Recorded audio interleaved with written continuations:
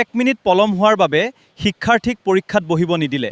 শিক্ষাৰ্থীয়ে ভুলৰ শাস্তি পালে, কিন্তু NTA আৰু শিক্ষামন্ত্ৰীয়ে কিয় শাস্তি নাপাব?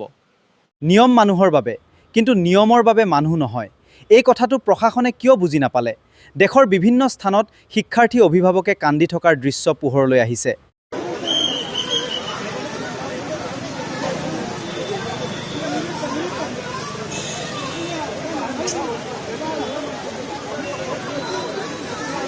ভিডিঅ'টোত ছাত্ৰীগৰাকীৰ হাহাকাৰ দেখিও সহনশীল নোহোৱা আৰক্ষীৰ মানসিকতা কি ভাবক। NTA প্ৰশ্ন নিবলৈ চৰকাৰী এৰোপ্লেন পাইছে, কিন্তু শিক্ষাৰ্থীয়ে হেলিকপ্টাৰ পাব ক'ৰ পৰা?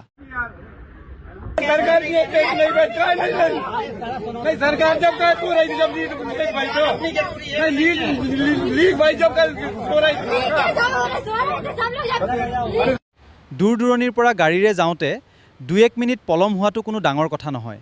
এই সাধাৰণ কথাটো প্ৰশাসনে কিয় নুবুজিলে? এবছৰৰ প্ৰস্তুতি সামান্য পলমৰ বাবেই শেষ কৰি দিলে।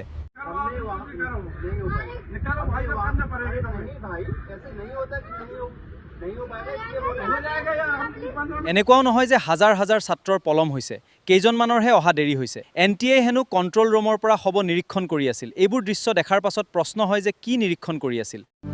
कर्ण की गागर का खेल कैसा के पाप धुले पश्चाताप ना धुले। কৰক, সন্তানক প্ৰৱেশ কৰিব নিদিয়াৰ বাবে দেৱালত মূৰটো খুন্দিয়াই দিছে। ৰাস্তাত পৰি পিতৃয়ে হিয়া ঢাকুৰি কান্দিছে। পুলিচৰ ভৰিত পৰি মিনতি কৰিছে। এয়া নিয়ম নে চৰম অমানৱীয়তা?